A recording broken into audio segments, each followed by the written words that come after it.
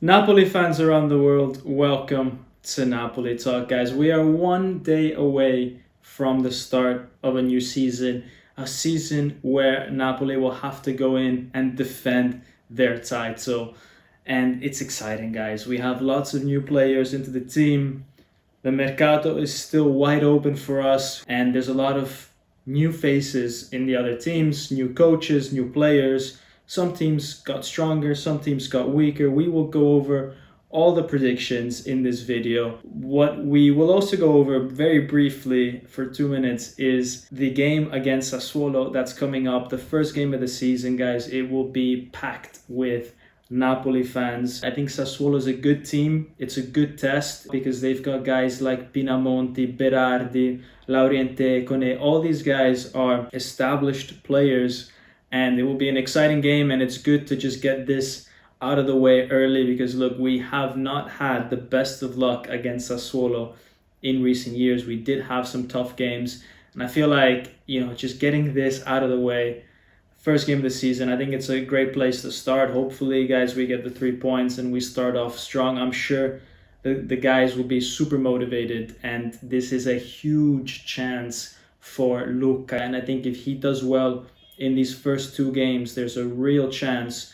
that he establishes himself as the number 9 in this team, regardless of who might come in to replace Lukaku. Anyways, guys, just to wrap up this preview on the Sassuolo game and how important it is for both us and Luca to get over this obstacle, I was very disappointed that the journalists in Conte's press conference today didn't even ask one question about this game, guys. I mean, the level of journalism in the Napoli environment is so low. I think super disrespectful that they don't ask about our opponents. I think they're not prepared. I think if you give them a team sheet of the Sassuolo players, I think half the journalists there might not recognize some of those names, and that's why they might not want to ask some of the questions or anything tactical about the game. It's disappointing because I would like to hear Conte's opinion about what he thinks of Sassuolo, how he can, make life difficult for Berardi and Pinamonti. How does having someone like Pinamonti up top for Sassuolo affect who he might choose as a center back? Will he go for Juan Jesus? Will he go for Beukema? These kind of tactical things, I think, are interesting to know about. And yeah, just no one's going to ask those type of questions this year, at least not when you play against these sort of smaller mid-table teams, at least, which is disappointing. Anyways, guys, that's the Napoli or Sassuolo Napoli game that we have coming up. But what this video is mainly about is the predictions, just not only for Napoli, but also for the entire Serie A. So guys, I will start off with my bottom 3 teams, and I will go in no particular order because it doesn't matter. They will go down regardless of if they're 18th or 20th. But I'm going with Cremonese, Pisa, and Verona, guys. I mean, at some point, these guys gotta go down. At some point, Verona has to go down. They always manage to scrape by. I feel like they don't really strengthen their team year on year. Somehow they find a way, but the day will finally come, and maybe it's this year. Pisa and Cremonese, I just feel like they haven't strengthened their team enough, and you really do need Serie A experience. Pisa don't have that at all, and I feel like it's very tough for a team without Serie A experience to stay up. Cremonese does have a bit more past history, but I just don't see them having strengthened their team enough. And I think another team that will be there more or less as well might be Parma, with them having sold some of their best players, Bonni, etc. They might really struggle this year. So watch out for Parma as a surprise relegation team. Right, let's go to the top 7. In 7th place, guys, we have Como. That's right, Cesc Fabregas will absolutely cook this year. Him and Nico Paz and all that money, they will absolutely crush it. They will get into European football And I'm sure that if they don't start the season well, they will recover in January, splashing the cash. I have no doubt that they will be on an upwards trajectory. And I think that the reason why this is a great possibility for them is because three teams that historically have been in those kind of positions will drop out of the top seven completely. And I'm talking about Lazio, who have a block on their mercato. They cannot buy anybody. I feel like they've got an aging squad with Pedro. God bless Pedro, but he might not score 10 goals again this season. Then you've got Bologna, who have sold some of their best players, Beukema and Doye. Yeah, they've got Immobile coming in, but he's way past his prime. And then you've got Atalanta, who historically has been not just top 7 or 8, but top 4 in recent years. But look, they've lost Retegui.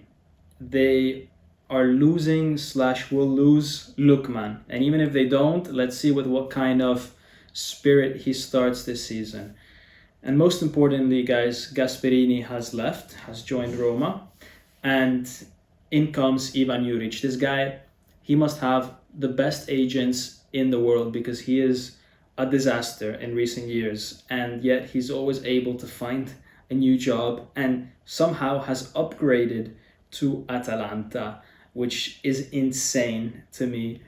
And I really think that he will be one of the first, if not the first managers to get the sack. That will compromise Atalanta significantly this year. In sixth place, Fiorentina. Strong team. They've kept their best player, Moise Kean, which I would have loved to have seen in Napoli colours. And I think that they're going to have a solid campaign. I just feel like they don't have maybe the depth to go and challenge for the top 5, because look, in the top 5 I have some really, really strong teams, and I feel like from 1 to 6 it will be super tight. I feel like the gap is going to be minimal, and we won't know who's going to finish in the Champions League places until the very last day of the season. And even Fiorentina, who will ultimately finish 6th, will have a shot right until the very end. But look, in 5th place, I've gone for a surprise team, and that is Inter. Guys, that 5-0 defeat to PSG, that's heavy. Okay, that's traumatic. And it's not going to be easy to get over that. It's not going to be easy to replace Inzaghi. Kivu is a good coach, but this is a big ask to step into a team like Inter. Let's not forget that Inzaghi, before coming to Inter, he was at Lazio. There was that intermediate step. It's not easy to go from Parma to Inter and immediately get results. I'm not convinced with Inter's mercato. I don't think they've strengthened themselves enough.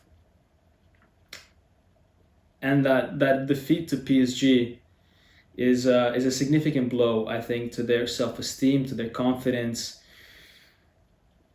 And if Lautaro Martinez has a poor season again, then they really have to rely on Bonni and Esposito to step it up. Will they be able to do it? I don't know. I think they will have a decent year. I think they will hover between 3rd, 4th, 5th place, but I just see them missing out at the very end. And that's my big surprise of the season. Inter out of Champions League football. Number 4, guys, Juventus. This was a toss-up between Inter and Juve on who's going to get 4th spot.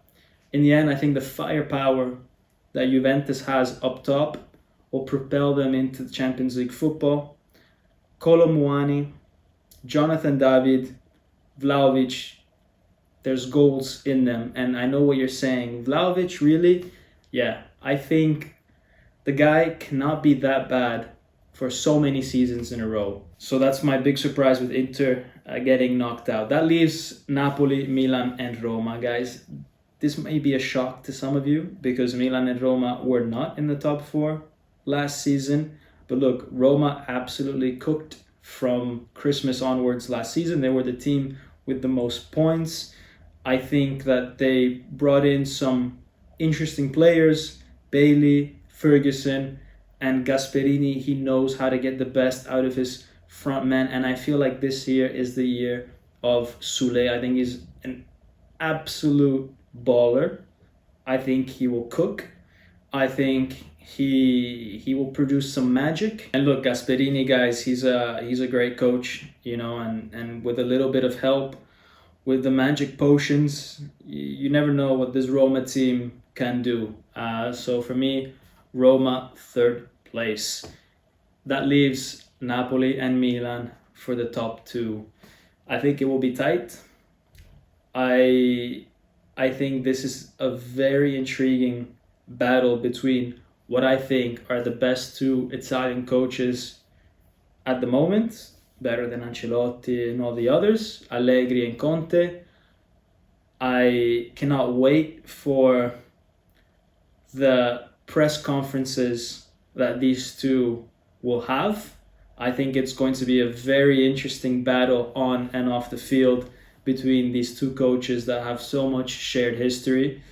And I think Allegri, with having only one game per week, he can reproduce a little bit of what Conte did last year with Napoli. I think they lost out on a huge talent, which is Reindeers. But at the same time, I feel like they've got this advantage of one game a week. They've got Allegri, and that's a huge step up from the previous coaches that they've had. So I really do see them, being able to do well. And let's not forget that they still have guys like Leao, like Pulisic, and even guys like Jimenez could end up having a much better season than the last 6 months at Milan. I will not tell you, though, whether they will finish first or second. That I will not tell you in which place Napoli finishes exactly. I will just tell you that these are the top two teams of the year. Let's move on to some of the other things. Coppa Italia, Milan, Allegri, 5 Coppa Italias already to his name. I think he will add another one, especially with them not having Champions League football. Flop of the year, that for me is a toss-up between Inter and Atalanta, depending which way you look at it. Biggest coach flop of the year, for me, Ivan Juric. He will be one of the first to get the sack. Top goal scorer, Moise Kean. Transfer flop, I'm going with Bonni from Inter. And I say this because I need to somehow back up the fact that I'm putting Inter as 5th. So I don't think Lautaro will have a great year. That means the responsibility will be on Bonni, and I don't think he'll be able to fill in the shoes of Lautaro. So for me, he's flop of the year in terms of new transfers. And a crazy prediction that I have for this season is Camarda just behind Moise Kean as top goal scorer. And I think he'll get between 15 and 20 goals. I think he will, together with Moise Kean, lead the line for Italy come this summer in the World Cup. And I think this will be the start of a great career. Now, with regards to Napoli, guys, and by the way, if you're still watching, hit that thumbs up and subscribe to the channel. With regards to Napoli, guys, our biggest win will be Napoli-Pisa, second game at home. The team will start coming into form. You go against a Pisa team on their 4th game of the Serie A only, still trying to figure out everything, and I think it's a good chance for us to score a few goals in this game.